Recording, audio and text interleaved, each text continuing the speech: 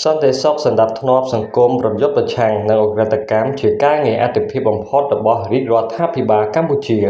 សម្ដេចមហាបវរធិបតីហ៊ុនម៉ាណែតនាយករដ្ឋមន្ត្រីបានគូរំលឹកថាដោយមើលឃើញពីគ្រោះថ្នាក់ធ្ងន់ធ្ងរចំពោះសង្គមជាតិដែលបង្កឡើងដោយឧក្រិដ្ឋកម្មឆបោកតាមប្រព័ន្ធបច្ចេកវិទ្យានិងភាពស្មុគស្មាញនៃឧក្រិដ្ឋកម្មសម័យទំនើបមួយនេះដែលមានបណ្ដាញប្រតិកលាគ្នាពីប្រទេសមួយទៅប្រទេសមួយរដ្ឋាភិបាលអាណត្តិទី6នៃរដ្ឋសភារហូតដល់ដើមនីតិកាលទី7នៃរដ្ឋសភាបានចាត់វិធានការជាច្រើនលើឧក្រិដ្ឋកម្មនេះដោយទទួលបានលទ្ធផលវិជ្ជមានជាច្រើនតាមរយៈសារពិសេសជូនចំពោះបងប្អូនជនមានជាតិការប្រឡប់ថ្ងៃទី13ខែមករាសម្ដេចធិបតីបានបញ្ជាក់ថាការសម្រេចចិត្តរបស់រាជរដ្ឋាភិបាលអាណត្តិទី7នៃរដ្ឋសភា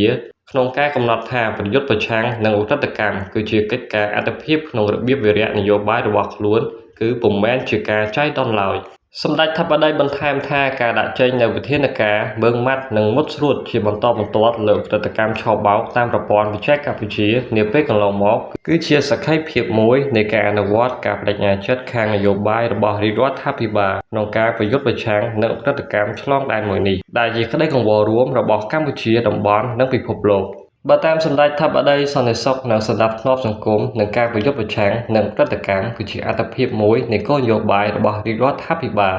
ដើម្បីធានាការរស់នៅសុខសាន្តរបស់ប្រជាពលរដ្ឋហើយការប្រយុទ្ធប្រឆាំងនឹងឧក្រិដ្ឋកម្មឆបោកតាមប្រព័ន្ធបច្ចេកវិទ្យាគឺជាចំណុចដ៏សំខាន់មួយនាពេលនេះបន្ថែមពីលើកិច្ចខិតខំប្រឹងប្រែងលើកិច្ចការអាទិភាពសំខាន់ៗរបស់ជាតិផ្សេងទៀត